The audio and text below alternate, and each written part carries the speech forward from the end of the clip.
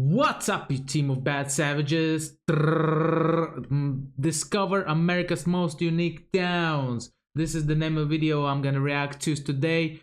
Hope your day is going great, guys. Don't forget to like, subscribe, click the bell for notification. Today we're going to take a look at some strange towns here in the United States. The cities on this list aren't your cookie cutter cities or towns. These places are special, weird, or quirky. Something makes these places stand out, like their history, their architecture, their theme, or even their location. Myself, I like a town that's got a little weirdness to it. Maybe that explains my fascination with Possum Trot, Kentucky. Who knows? But that's what we're looking at today. Got it? Get it? Good. Let's take a look. Let's go, Florida!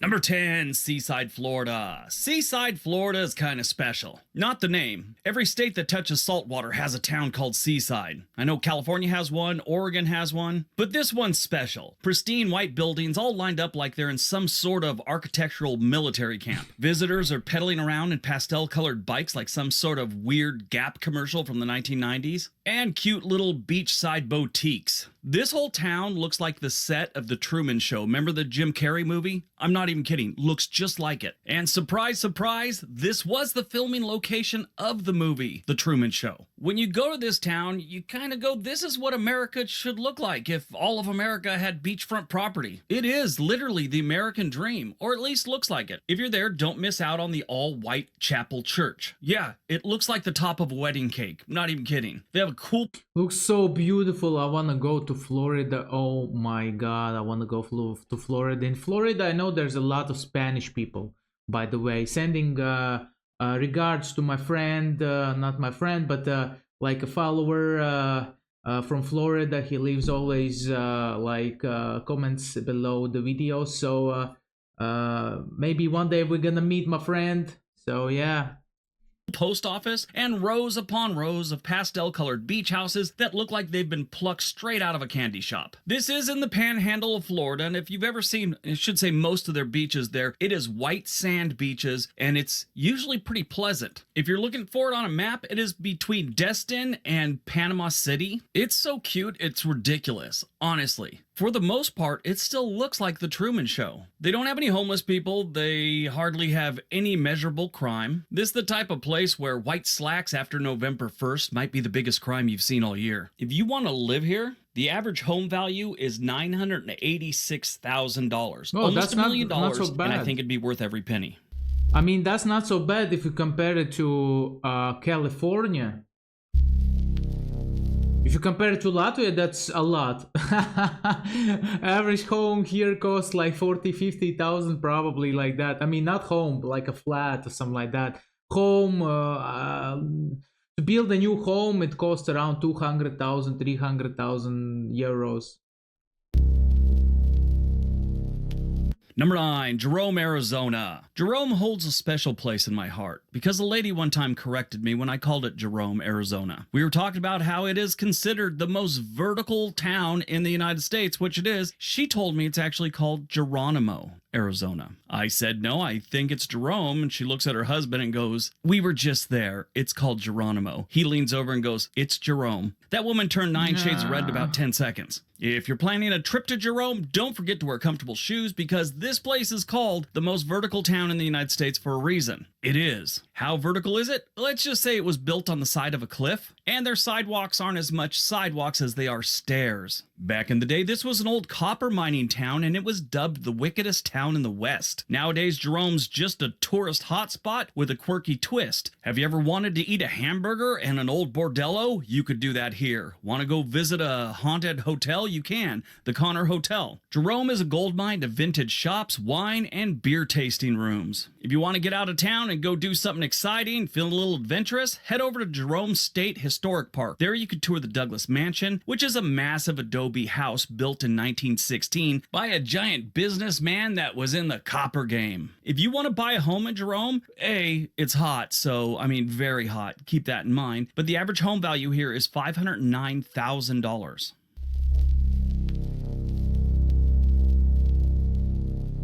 Number 8, Gibsonton, Florida. Ever wonder where circus performers go to retire, where they stay in the off season? Well, that is Gibbonston, Florida. or Gibtown as the locals call it. This town earned a reputation as the retirement community for carnival folk and circus folk for that matter. That was back in the old days. I've watched a couple videos and there's hardly anything left of it. You can still find little, murals and different things, but it's not like it was in its heyday. Now, if you go here, there still are some old carnival folk and people associated with that business, but you're not going to go to the grocery store and meet a fire breather or lobster boy or the bearded lady. Matter of fact, where you're going to find most of them is going to be the local cemetery. Between 55 and 61 artists are buried here after a tragic Hammond Circus train wreck in 1918. Now, there's other ones that weren't associated with the train wreck, but I think that's kind of strange. I just watched a video that was done about 5 months ago by Southern Life where they went to the town and they found different things that were associated with the old history. Wow, check out the boat, man. This is wild.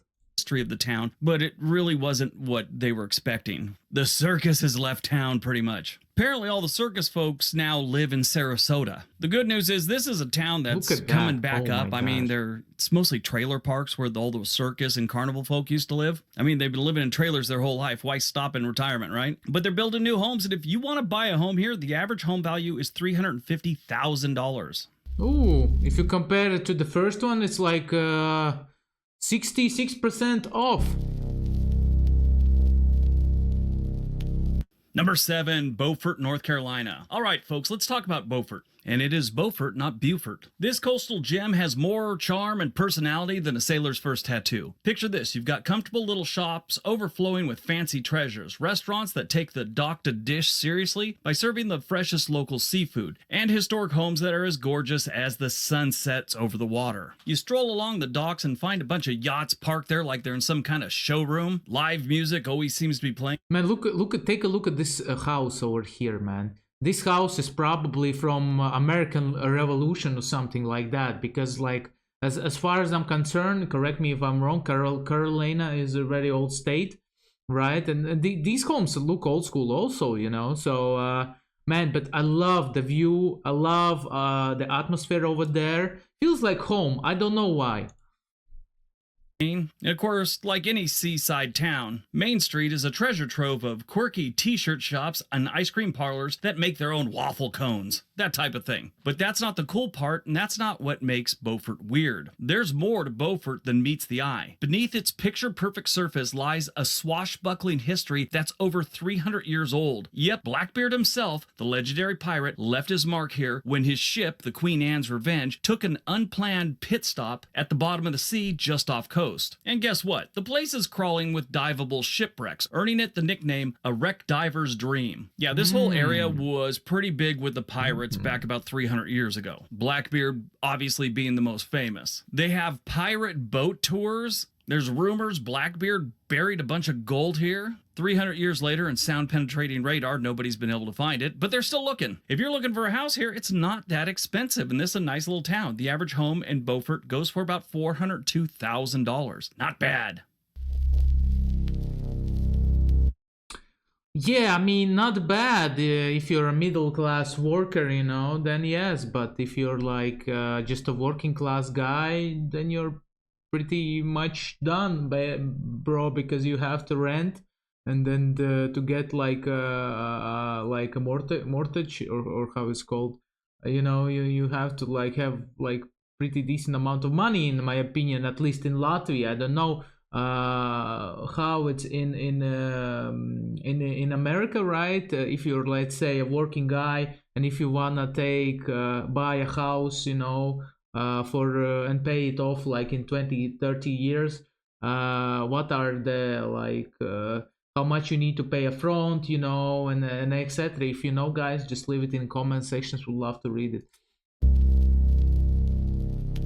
Number 6, Pigeon Forge, Tennessee. A place so packed with fun, it should come with a warning label, where their town motto should be, "We still don't know how many go-kart tracks are too many go-kart tracks." Honestly, they've got like 10 go-kart tracks on one street. Different companies, different places. This isn't just one company that has a bunch of different tracks. It's like one guy was successful with a go-kart track on a piece of property, so another guy decided to copy him. And then like 10 other people did. Pigeon Forge is most famously known for Dollywood, which is Dolly Parton amusement park. But honestly, this town didn't just stop with Dolly. Famous American roller coaster, man. Here in Latvia, we call it American Hills.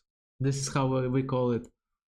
Wood. They decided to turn the whole town into an amusement park. Mostly, I'm not kidding, it is go-karts, but they have like different rides and miniature golf, a Ferris wheel, and an outdoor gravity park. Yes, it's a thing. If you don't know what that is this hill where they put you in a big ball and push you down the hill, basically. And you roll down for like a minute or two, get to the bottom. That's a lot of fun. Throw up, have a good time. This is one of the strangest towns I've ever seen, and I haven't been there in 20-something years. It's just still getting weirder. More go-kart tracks. If you want to buy a home in Pigeon Forge, the average home value is $469,000. They got a lot of trailer parks there, though. You can get in cheap. Washington. Number 5, Leavenworth, Washington. Welcome to Leavenworth, Washington State's very own slice of Bavaria. Here you can chow down on some hearty bratwurst and wash it down with a cold German beer. But that's not all they do here. Do you like nutcrackers? And I'm not talking about the type you had in 3rd grade on the playground. I'm talking about those little, things that crack nuts, like walnuts. If that's your thing, Leavenworth has the Nutcracker Museum. Most of them from Germany and most of them very old. So old. Dumb question from a European. If Washington State, what's the capital of Washington State? And where is located, in which state is located city Washington? Because I thought Washington is in Washington, Probably I was wrong.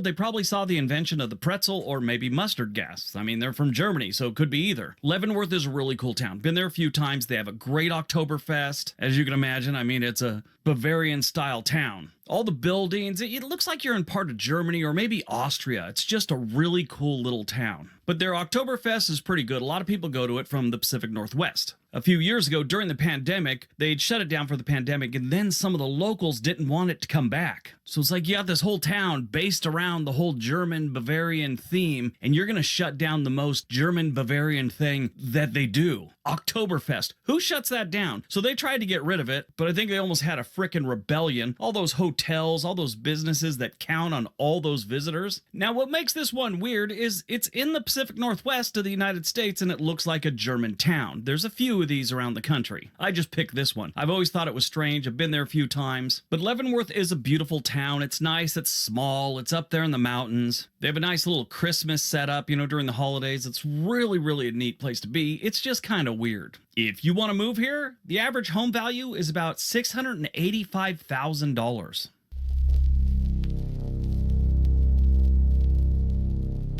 Number 4, Salem, Massachusetts. Salem has one of the wildest chapters in American history, the Salem witch trials. Colonial Massachusetts, February 1692 to May 1693, a time when your nosy neighbors could point a finger and suddenly you're accused of being a witch. Over 200 unlucky souls had Gladys Kravitz as a neighbor and got drug into this mess. 30 people were found guilty and 19, yes 19, got the ultimate neck stretch, courtesy the hangman's rope. 14 women and 5 men for those keeping score. But wait, there's more. One guy, Giles Corey, decided he wasn't playing along. He wasn't into their game. He wasn't dancing for the man. He refused to enter a plea. Authorities, in their infinite wisdom, thought, hey, let's torture him. See if we get a confession then. Spoiler alert, he didn't make it. And just when you think it couldn't get any worse, at least 5 more people kicked the bucket while cooling their heels in jail. So yeah, It was a real-life horror show. Makes you kind of grateful that one of our biggest gripes about our neighbors, you think he's stealing your Wi-Fi signal. If you... Man, listen, like back in the day when like witch hunts and everything like that, like the whole Inquisition was happening, the world was a real life like scary movie basically, because there was so many bad things happening because people were so wild back then. You want to buy a house in this spooky little town? The average home value is $589,000. Pleasant Point. Sounds Number 3, good. Point Pleasant, West Virginia. For those of you that said that Salem witch trial stuff was kind of weak, what else you got for us, Briggs? I give you Point Pleasant, West Virginia. This is... Man, looks like ordinary, like a city, working city, I would say. We have McDonald's over here. Back in in the background, we have like a factory or something. Doesn't look very pleasant. As for lovers of paranormal activity, this little West Virginia town on the Ohio River has some quirky personality. There was a Mothman panic in Point Pleasant in 1966, based on sightings of a red-eyed, winged creature. Today, the town is home to the Mothman Museum, as well as the annual Mothman Festival. There was a movie some years back with Richard Gere about the Mothman. Anyway, the museum showcases memorabilia from the sightings and the 1964 Silver Bridge disaster. Look at the bridges, man. Looks gorgeous, man, isn't it? Gorgeous. Bridge disaster and collapse and all the people died in it supposedly had something to do with the Mothman's appearance. When they have the annual Mothman Festival, people from around the world come here and they're really into this. Like, you know, those guys that are into Bigfoot, people think they're going to come here and actually get a sighting of the Mothman. The good news about this strange little town, the average home value here is only $144,000. Guess where I'm moving? Not there, because it's not pleasant over there. Maximum where I'm moving is to another neighborhood here in Riga, you know. Whiter, Alaska, okay. Whittier. Number 2, Whittier, Alaska. Have you ever heard of the Whittier town where everyone lives under one roof? That's right. Almost all of Whittier, Alaska's 200 residents call the same building home. Instead of log cabins, tiny homes, and normal homes, they live in a 14-story tower called the Begich Tower. Some people call it Wilderness Tower. The thing is, this building was built for the Army back during the Cold War, and when the Army left, the railroads took over the land, and someone turned the Begich Tower. Look how beautiful it is, guys. If you think it's beautiful, just leave the links below the video. I ask you, please. Into condos. If they want to live in Whittier, they're going to live in this tower, because since the railroad owns all the property, if you build a house, you know, it's not your property, it's their property. Other than coming by sea, there's only one way in and out of this town, and it's a tunnel. The tunnel closes at night. It opens at 5 a.m. and closes at 5:15 p.m. There's no...